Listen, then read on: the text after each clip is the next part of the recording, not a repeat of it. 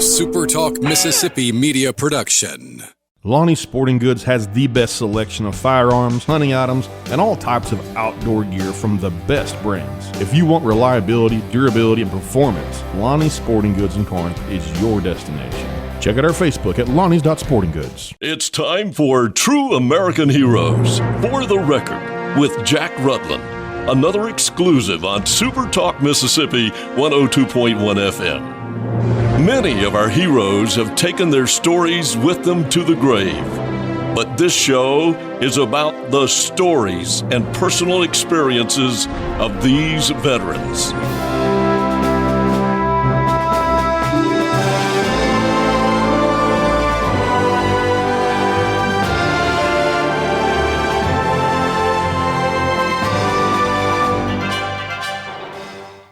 Welcome. It's an honor for me today to have Mr. David Gibson, who is no stranger to this community and to the folks around Lincoln, Lawrence County.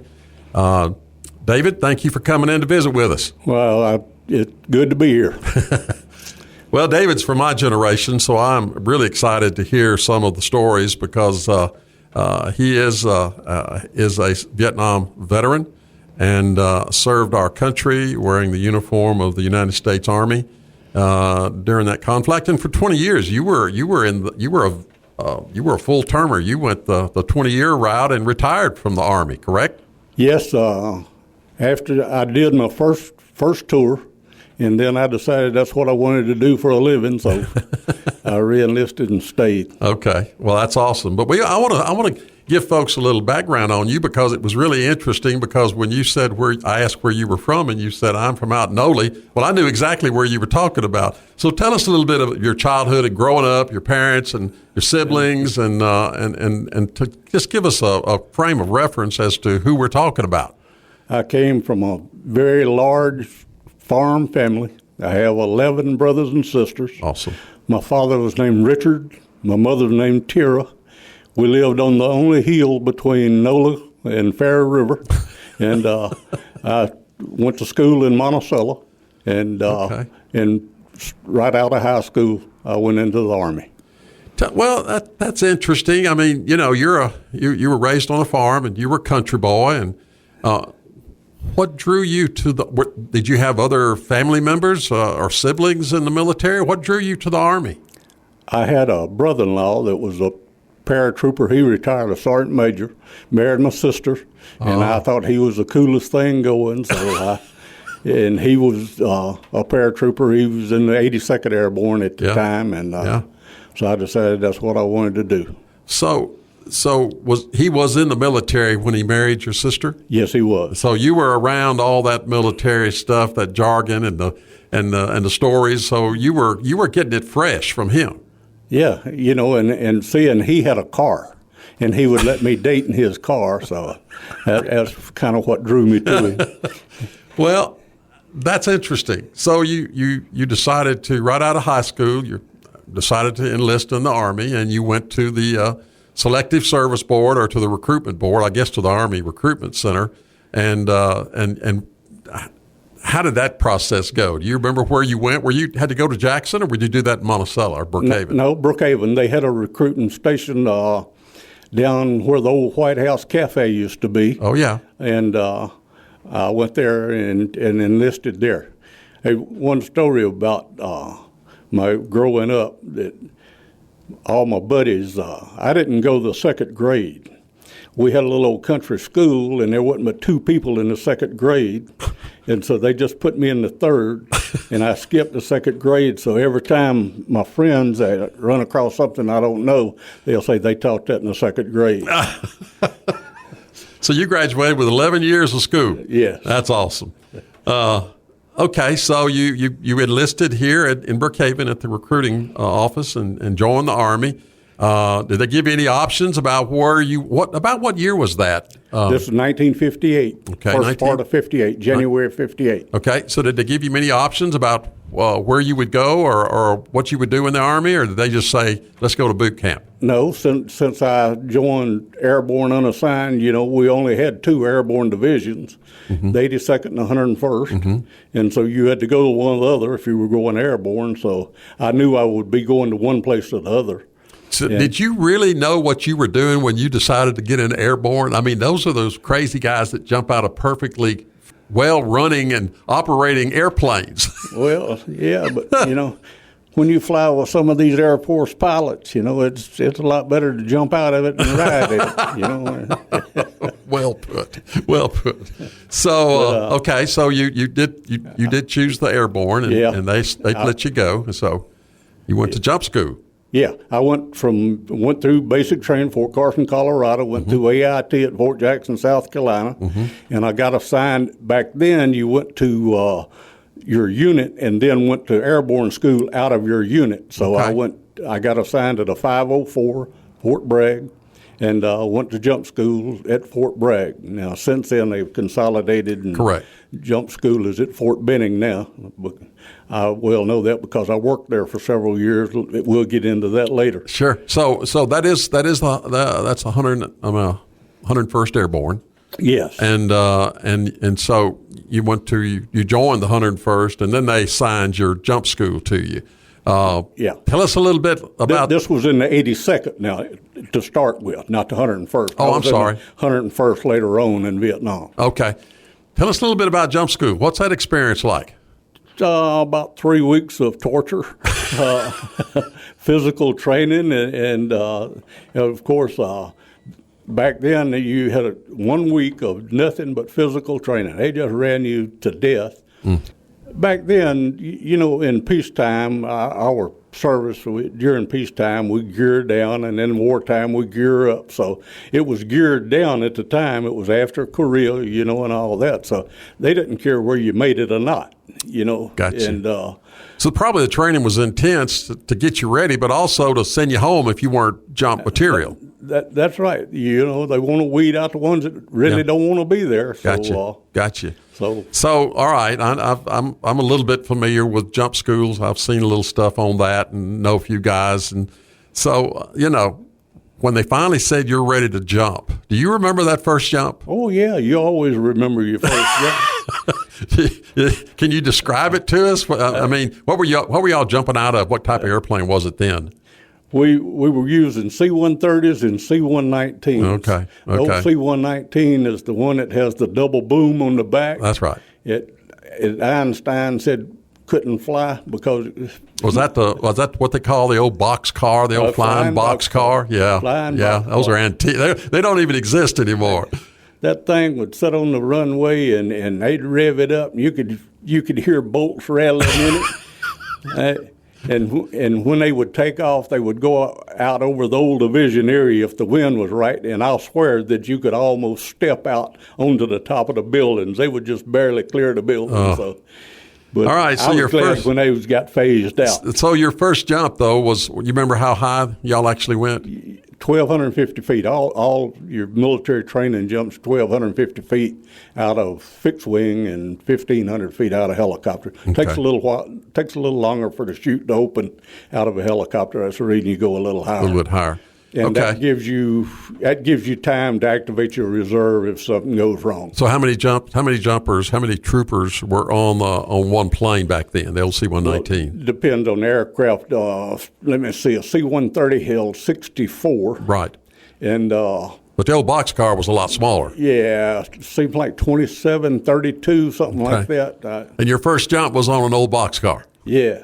Man, this was 50 years ago now. That's right. Okay. So they get you up to altitude, and I'm sure your sergeant stands you up. Everybody checks parachutes. Yeah, you have a jump master. I became one later on. You have a jump master that gives all the jump commands, and he stands you up and hooks you up and watches for the light and tells you when to go, and you go.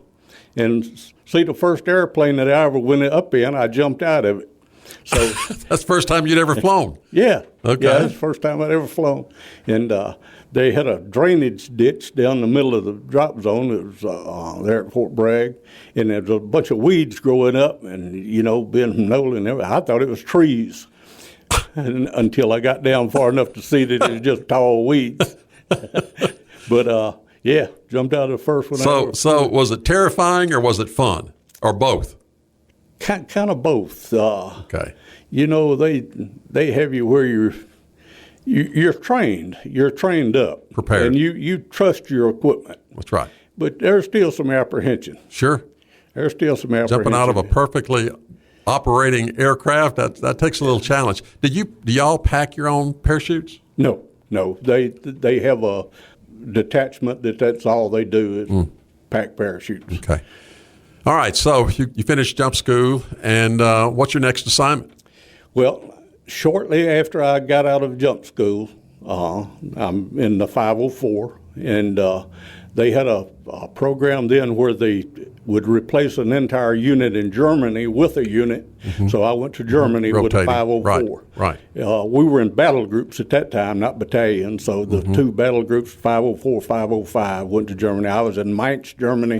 The 505 was across the river in Wiesbaden. Everybody knows where Wiesbaden is, where the hospital is there. But So how long you were there? How long? 2 years. 2 years? 2 years is 2 years unaccompanied tour. My wife did go over with me. Awesome. But I had to pay for it myself and all that, Yeah. so I only had to put in a 2-year tour over there. Okay. So from Wiesbaden or from Germany, where were you assigned? I came back to Fort Bragg to the 503rd. The notable thing that happened there is I'll just try to hit the highlights. That was when the Cuban Missile Crisis came along. I remember that well. Yeah. And so I spent 24 miserable hours in a parachute at Eglin Air Force Base waiting to jump into a sugarcane field in Cuba. So you jumped into Cuba? No. Okay. You were prepared to. We were prepared to. That's right. Hey, it didn't ever happen. It didn't happen. Thankfully. Thank goodness. Yeah. So what year was that? You remember, David? Yeah, it had to be 60, right? Something like that. Yeah, it had to be 1960 because I came back, 60, the latter part of 1960. Yeah. After that, I applied for Ranger School and got accepted for Ranger training. And I went through Ranger training, and I was enlisted honor graduate of my Ranger class. So Awesome. right after that, they had a turnover in personnel, and they drafted me back into the Ranger Department as an instructor. And that's where I spent most of the rest of my career when I wasn't overseas fighting and everything. I spent the rest of my career in the Ranger Department. Okay. All right. Well, this is awesome. We're talking with David Gibson, retired United States Army, and we're going to be right back after this short break. Welcome back. Today, I'm honored to have with me Mr. David Gibson, who is no stranger to the Lincoln County, Lawrence County folks, born out at or raised out at Noli, and a veteran and a retired Army personnel and a veteran of Vietnam. And he's been telling us some neat stories about his experience in the service. We're leading up to the Vietnam conflict, but I want to hear a little bit more about you were an instructor, you were training after being trained as a paratrooper, part of the airborne. But tell us a little bit more. I think it's really neat the way you kind of went up through the ranks because you didn't have ROTC or anything like that in college. You worked your way up through the ranks. Isn't that right, David? That's right. And I was in the Ranger Department. I had made Sergeant First Class, and Vietnam started revving up. Mm-hmm. And, of course, small unit leaders are in high demand during combat time. And so my superiors encouraged me to go to OCS. I had qualifications to go to OCS. And OCS is Officer Candidate School. Right. So I went to Officer Candidate School, finished third in my class. Awesome. And I went from there, believe it or not, back to the Ranger Department to the Florida camp as an instructor, and then went from there to Vietnam on my first tour of duty. Okay, so what your rank out of OCS was second lieutenant? Second lieutenant. Okay, and then you get the notification that you're headed for Southeast Asia. For Vietnam, yes. Did you have an assignment at that time, or did you get there and then they assigned you? What happened in that process? I had an assignment from the start, from the Department of the Army. I was Pathfinder qualified, and this was my first tour of duty. I went to the 1st Aviation Brigade in Pleiku as a Pathfinder detachment commander. I had a 20-man Pathfinder detachment. Okay, let's back up. What's a Pathfinder? Explain that to the audience. Pathfinder is really a field operating air traffic controller. They would insert us when they were going to make a combat, they call it combat assault, where they take the helicopter, deliver the troops to the field. Mm-hmm. We would go in ahead of them, make sure it was secure. We weren't equipped to fight now. We would just go in and recon, make sure it was secure. Okay, wait a minute, David. I got to back up. You weren't prepared to fight, but you were inserted ahead of the main group that was going to be coming in. What did they expect you to do? Just hide and watch? Is that what the Pathfinder was all about? If they couldn't extract us with helicopters, we had to E&E, escape and evade, and get out of the area. We had to do that one time. Oh, my goodness. And I spent the night on a 8-inch artillery base, and I think that's where my hearing went bad. My goodness. So Pathfinders actually went in ahead of a major action. Yes. And you were like recon, but you were doing it from a distance, and you were able to. And you had how many men when you went in? How many were in the insertion? Well, for each one, we would take about 5 with us. It was just a small group, 5 people. I had, the 20 men that I had was 4 teams, and only one team would go in. But we had weapons to defend ourselves, sure. but we didn't have enough firepower to fight anybody. That's right. So you were just there to kind of hide in the bushes and be the eyes of those that were coming behind you. That's it. Wow. And then we would guide the aircraft in, and do the air traffic control thing. Wow. Okay. So how long did you stay with the Pathfinders? The whole time, that first tour? That whole year. There was a lot of interesting things happened, and that will be another time. We'll get into that another time. But, tell me this. Now, you were talking about there was one time where you had to E&E. Yeah. So can you tell us a little bit about that experience? What happened? How did you get cut off where you couldn't get out? Well, we called it a hot LZ. It was hot, and we knew if we brought the aircraft in, they were going to get shot at. So I was pretty good at map reading, and they told me where the nearest friendly unit was, and we cut out and on foot and went there. My goodness. How long did it take you to get out? A day or two? 2 days. 2 days. 2 days. And you were. We had food. We had rations with us. But you were not sleeping in friendly territory. There was enemy probably not right up on you. They didn't know you were there, or they would have been after you, but they were probably all in that area where you were. You just had to keep your eyes open. That's a funny thing about it. You get acclimatized to that, and you're not in constant fear. You're apprehensive. Well, that's a neat thought, but at the same time, you have extra responsibility now. You are responsible for other lives. You're an officer. These guys look to you to make decisions. That had to be a little bit of an extra burden to somewhat. It's a heavy responsibility knowing that the decisions that you make may cost somebody their life, or a decision you make may save somebody their life. But it's an awesome responsibility that. And I guess you go back to your training, don't you? I mean, they train you how to make good decisions, and you follow those training. And I guess on occasion you may have to follow a gut feeling, but your training is what you lean on. Yes, and I was fortunate enough that I had been around long enough and had enough experience that I think it was easier on me than it was on some other people. How old were you then, David? Well, I was,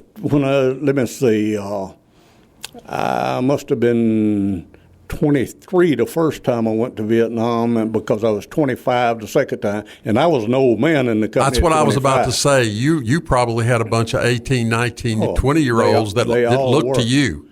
They all were. Wow. As a matter of fact, when I see the statue up in Washington, that's my first impression. Those people are too old. Good point. Good point. Yeah, I know the statue you're talking about. I've stood there by it. So, okay, let's wrap up this first tour because I want to really get into this second tour because this is where it's really, really interesting. The second tour, at the end of this first year, you rotate out, and you were back in the States for how long? For 1 year. 1 year. I went to Fort Gordon, Georgia, basic training company, running basic trainers through 8-week cycles. And I did that for a year and then got orders to go back to Vietnam. Okay, so now, though, you're going back not as a Pathfinder. No, I'm going back as I didn't know what I was going to be when I left, but as it turned out, went back as a rifle company commander. Rifle company commander. So that means you're right in the middle of everything. And I use this as an affectionate term. You were dealing with a bunch of grunts. That's it. Well, ground pounders. Ground pounders. That's right. The men who do the fighting. Chunkers. The ones that do the fighting. So let's talk just a little bit about that tour, and then we're going to set the stage. We're going to actually do a third segment. So we'll set the stage for that. You get over there, and you're a first lieutenant by then, I think, or maybe a captain. Which I had made captain by the time I got over there. And I've heard this. Now you may correct me, but I've heard that a life expectancy of a company commander in Vietnam was how long? I've heard it was just a few weeks. I don't know the exact length, but it was short. I know this. I was the only one in my battalion that made it all the way through. Good gracious. The rest of them that were there with me, as a matter of fact, I evacuated a couple of them that got killed. A good friend, John Gay, got killed. All right, so let's get this second tour started. You're in Vietnam now. Okay. And you're an infantry company commander. Yes, I got assigned to the 501st in the 101st Airborne Division, 1st Battalion of 501st. I reported into my to my battalion commander, Colonel Rogers, and he told me, says, I don't have a job for you right now, but come back tomorrow and we'll see. And that night they woke me up and said, Charlie Company commander got killed, that you're going out and taking over Charlie Company. So I went to the field the next morning. We were, the first part of that tour, we were down in south of Way, and it was mostly dealing with VC transporting rice and all that. We were ambushing and doing that sort of thing. And then we moved from there out to the Ashau Valley. And, the North Vietnamese, they were moving supplies down the Ho Chi Minh Trail, right, bringing it in through the Ashau Valley, and we were out there trying to disrupt that. So how long would you stay in the field at one time? Did it vary depending on the assignment? We lived in the field. So you went out. That's what I'm trying to get. When you left friendly territory and went out in the field, how long would you stay? I stayed out there 9 months. Out of 9 months, I spent maybe 3 nights back in a rear area. The rest of the time was in the field. You were in a combat zone all this time. Yeah. We. And that's one thing a lot of people don't realize is the challenge of being a foot soldier is just taking care of everyday things, personal hygiene and food and all of that. And because you're living out of your rucksack, you just throw it down and. Well, I've often heard it said by old soldiers that the most important thing they carry is their socks, a change of socks, because their feet is how they move. Yes. We would actually wear fatigues until they just came apart. And they would bring us in new, and we take and pile up the old ones, burn them, and put on the new ones. And my goodness, we probably smelled pretty bad, because there wasn't much water. You had to take a bath and a steel helmet and all that, So you were pretty much in the field this whole second tour. You were out in the jungle, out in the field. Doing battle. Now the last couple of months, I came back in to S3 operation. They sent a new commander out. I stayed out there 3 months longer than I was supposed to. So we've got just a minute here, and we're going to end this segment, and we're going to come back. So a lot of engagements, I'm sure, a lot of firefights. Yes. Any of them stand out where you just thought, we're in serious trouble? Probably more than one, but any that just really stands out in your mind? Because how many men did you have? 150. So you had a lot of guys you were responsible for. Any of those firefights really you weren't sure you were going to get out of it? Well, yes. The one that we're going to talk about for where the guy got the Medal of Honor, that's when the rubber met the road. Okay. That's going to be real intense. Well, if that's one and the same, we'll talk about that in this next segment. We're actually doing, radio audience, I want you to know we're doing an extra segment to hear David share his experience. David was a company commander of a young man that he recommended for the Congressional Medal of Honor, our highest award for valor. And we want to hear that story. So we're going to invite you to come back and hear this third segment on the next program of True American Heroes for the Record. I'm honored to have with me Mr. David Gibson from right here in our own hometown. And we'll see you for that next segment in just a little while.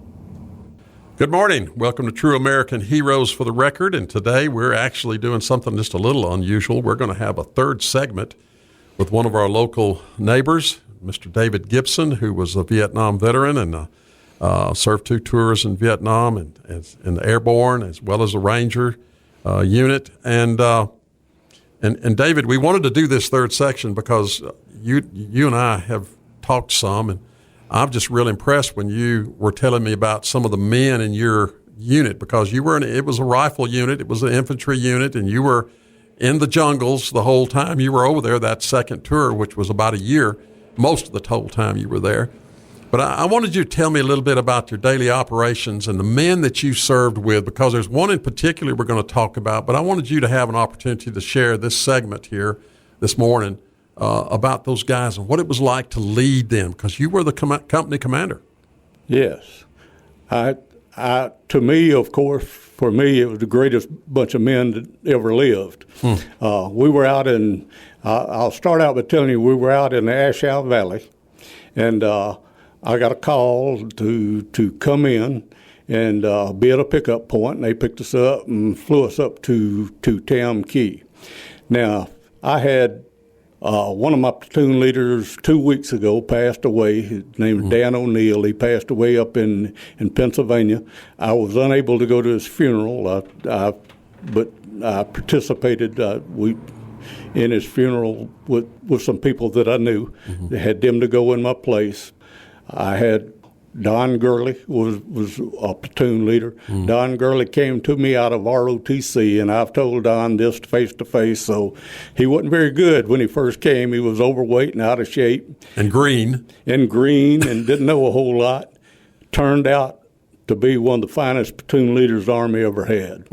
He did me proud later on, Dan O'Neill. Then my third platoon leader was a enlisted man. His name was Isaac Hayward, African-American, lives over in Columbia, South Carolina. I talked to him 3 or 4 days ago, as a matter of fact. He retired. He stayed in. He retired a sergeant major. He had his platoon, every time they would send me a platoon leader, the first one didn't last but 1 day. The second one lasted 2 or 3 days, and I told the battalion commander, I said, I'm satisfied with Sergeant Hayward. Don't send me any more lieutenants. See, so he was my third platoon leader for the rest of the time over there. That's awesome. As fine a soldier as you ever wanted to meet.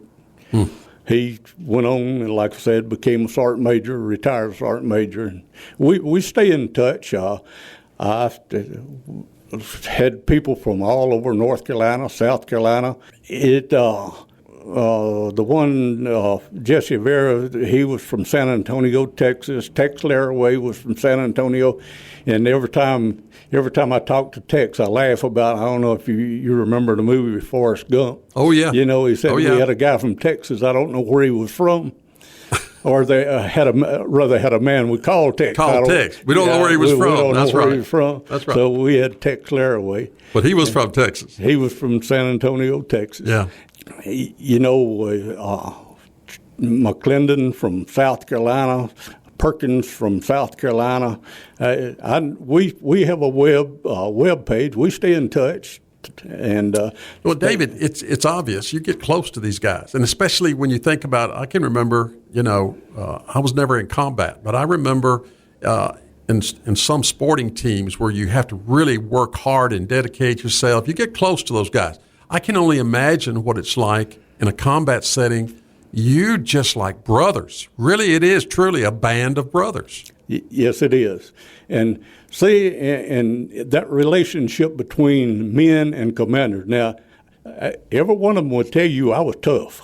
I was tough on them because I was trying to keep them alive. And after it was all over, they understood that. They realized that and appreciated it after it was all over. I wasn't friends with them then. I was their commander, but I'm friends with them now. All right, that's a great point. But I want us to get into, because I want to have plenty of time to talk about some of these engagements, especially the one where you had the young man who won the Medal of Honor. I guess we need to start with that, so we'll be sure to have plenty of time. Okay. Tell us about what led up to this event, this engagement that led to this young man being awarded this incredible honor. Okay, I'll go through it as best as I remember. We were out in Ashow Valley. They called and they flew us up to Tam Ky. The Marical Division was in trouble. The NVA now prior to this time, That's right. all my engagements had been with the Viet Cong, VC. Right. Now we're going to deal with the NVA. NVA Army. Regulars, that's right. Yeah, North Vietnamese Army. Right. Regular Army. So they flew us up there. They had ordnance up there where you could get new weapons. If you wasn't satisfied with your weapon, you could just pick you up a new one. Radios, all of that. They even had personnel there so you could change your last wheel if you wanted it. Now, you're talking about a confidence builder. That's a confidence builder. But then they had ice cream and Coca-Cola. Good grief. But I had to go to a briefing, so I missed out on the ice cream and Coca-Cola, and that's been a regret all my life.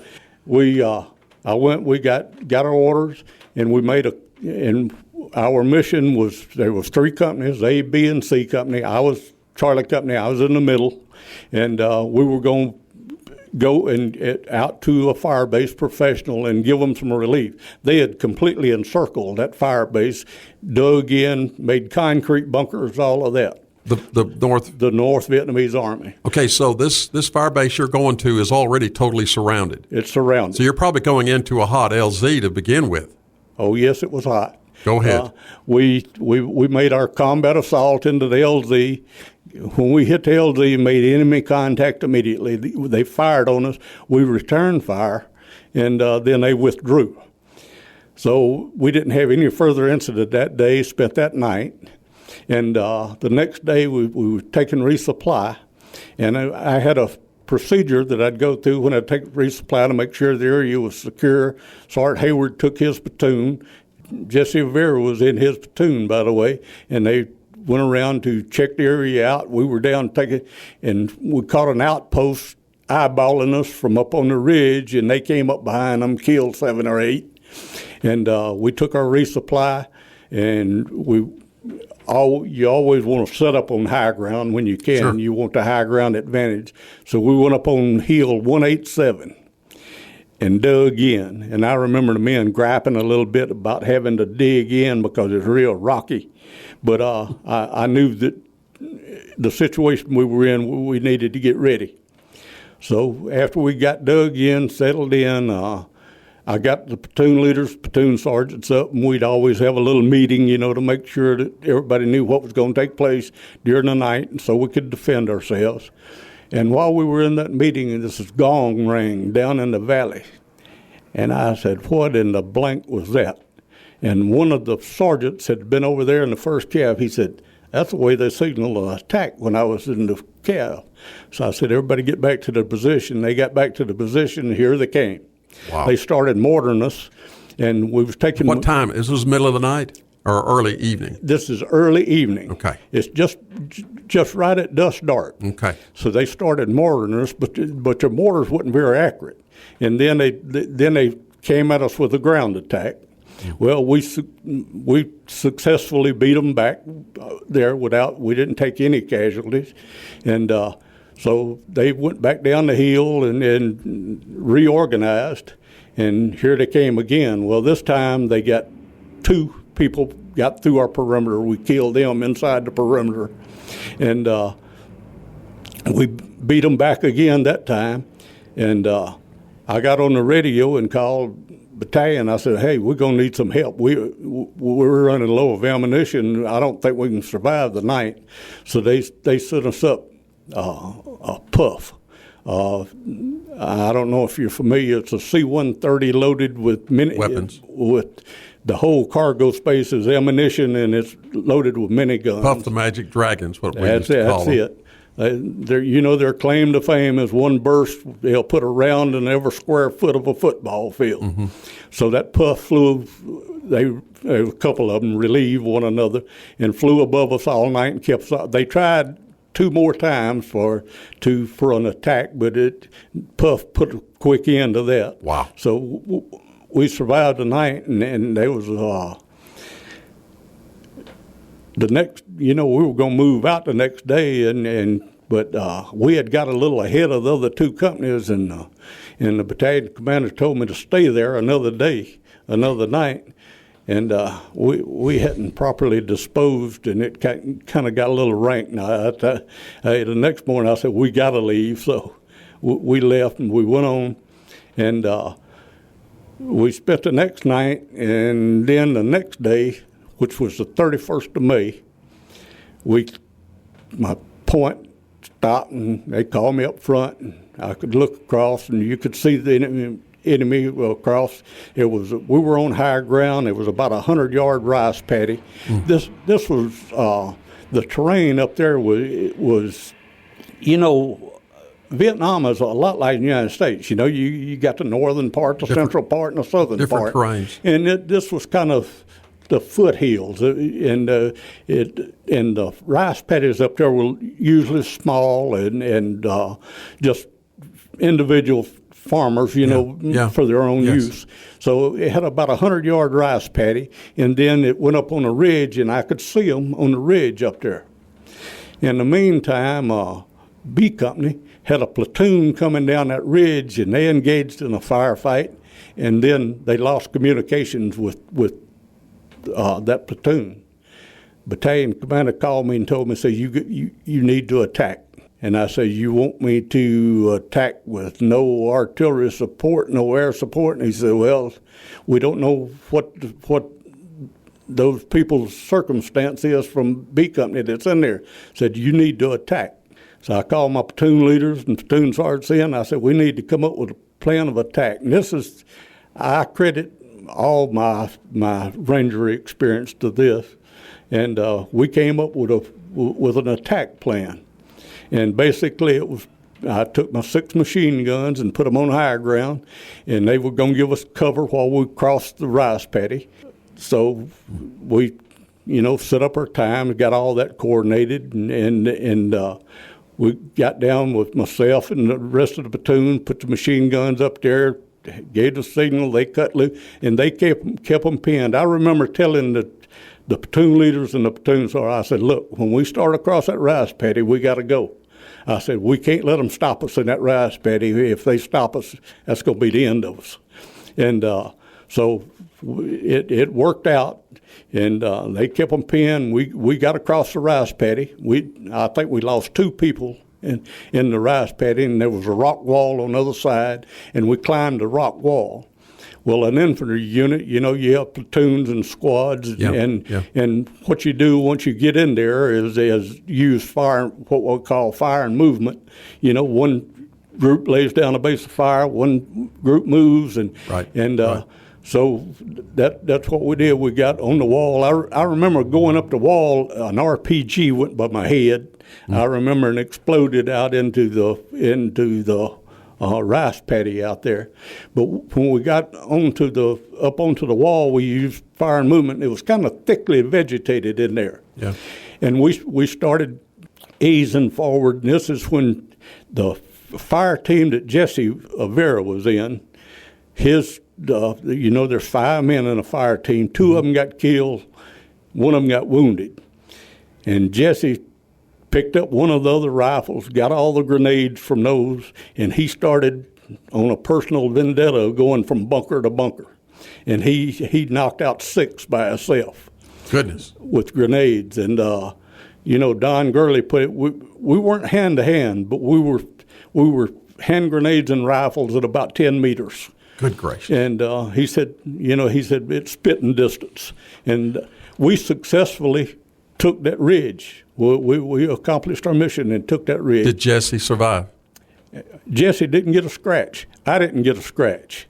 One jumped up out of a spider hole and fired at me and hit my fatigue pants, but he didn't hit me. So then you recommended Jesse for the Medal of Honor? Well, 2 or 3 days later now. Oh, sure. During periods like that, the last thing on your mind. Oh, sure. Is awards. But as you reflected. Yeah, you reflect back on what happened and everything.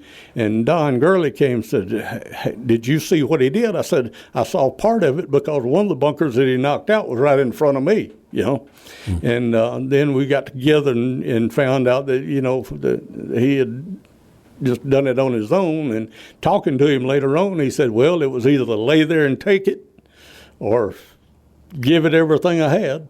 So he gave it everything he had. And so Don wrote up the citation, and of course I concurred, and the battalion commander concurred, and he got awarded the Medal of Honor. Did he survive Vietnam? Yes, he did. He passed away about a year ago. Wonderful. He worked for the post office in San Antonio, Texas, and he passed away about a year ago. As a matter of fact, he was supposed to come over to see me. Reunion, or to see you. Yeah, and but he had heart trouble and he passed away. Wow, that is just taking my breath, and I know we're about out of time, so I'm going to wrap this up. David, I can't tell you what an honor it's been to have you here. David, who was a Vietnam veteran, 2 tours, Pathfinder, airborne, but the last tour was company commander of a group of fighting men, and one of his men showed extraordinary heroism and was awarded the Congressional Medal of Honor, our country's highest award. David, I want to say thank you for your service. I am honored to know you. I think what you did serving and leading those men, like you said, your goal was to do your job and get them out of there safely. I thank you for your service to your country. I thank you for what you did during that time when your country needed you. And it's been an honor to have you here with us today. It's been an honor to be here, and I wanted to say that Senator Doty does a great job out there, and along with you, Jack, in honoring the veterans. And I've been to some others that didn't do that, and I appreciate that. And the next time that you're at one of these and they introduced the old grunt, the guy that got drafted, give him an extra round of applause. Absolutely. They're my heroes. Absolutely. David, thank you. It's been an honor to have you, and this concludes our program. A SuperTalk Mississippi media production.